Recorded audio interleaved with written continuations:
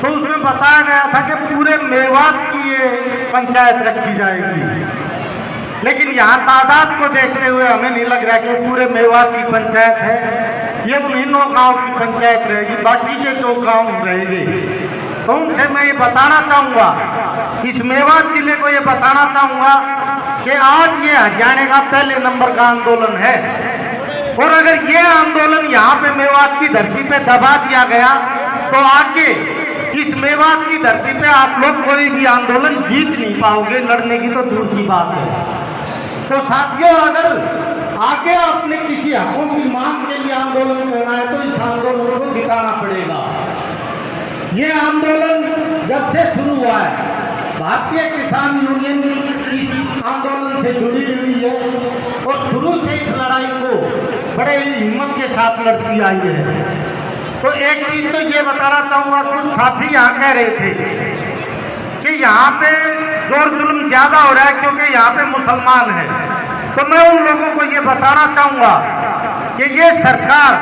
धर्म के नाम पे इतना जुल्म नहीं कर रही है जितना जुल्म किसान के नाम पे कर रही है। किसान चाहे किसी भी धर्म या किसी भी जाति का हो, उस किसान के लिए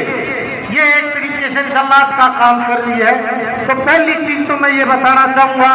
कि अगर आप आंदोलन को सफल बनाना होगा तो यहाँ पे एक इस तरीके का माहौल बनाना होगा कि अगर कल को हुए हमें गिरफ्तारियां देनी पड़ जाए तो तकरीबन 1000 आदमी मेवात का यहाँ पे होना चाहिए कि अगर हमारा एक भी साथी गिरफ्तार होता है तो थानों के बाहर और जेलों के बाहर गिरफ्तारियां खुद देने के लिए हम वहाँ इतने हो जाए कि प्रशासन हमें गिरफ्तार करने से मना कर दे।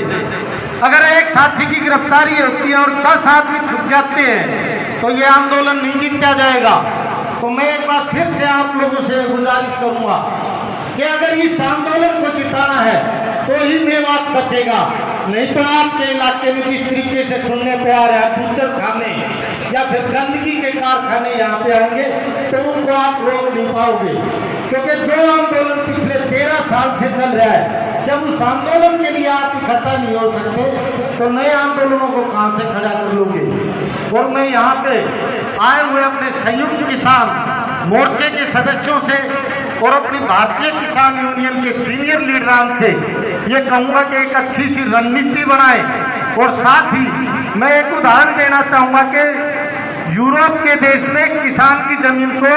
जबरन एक्वायर कर लिया था, उसकी सुनवाई नहीं हुई थी, तो उस किसान ने जितना पैसा उसको मुआवजे में मिला था उससे एक बुलडोजर तैयार करवाया।